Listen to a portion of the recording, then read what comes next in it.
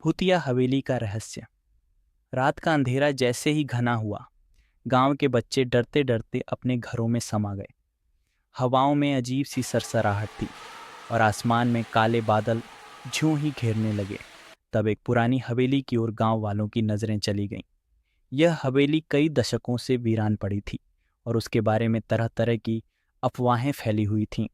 लोग कहते थे कि वहां रात के वक्त अजीब सी आवाज़ें आती हैं और कभी कभी किसी महिला की चीखें सुनाई देती हैं। लेकिन आज रात कुछ अलग था। चंद्रिका, जो गांव के एक छोटे से घर में अपनी माँ के साथ रहती थी, रात को सोने से पहले अपनी खिड़की से बाहर झांक रही थी।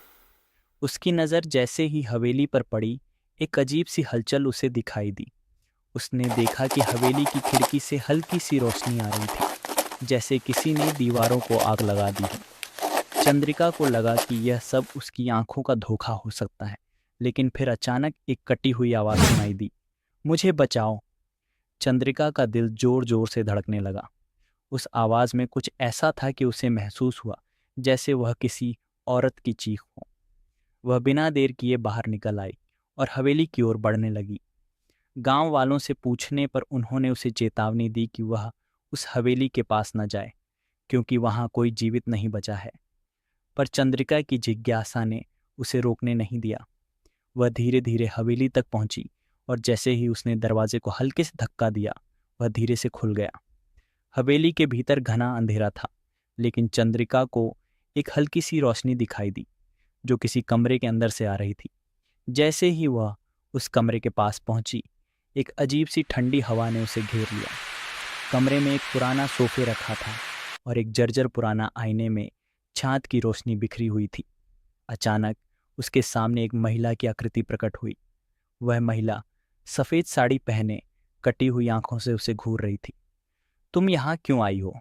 महिला ने धीमे स्वर में पूछा।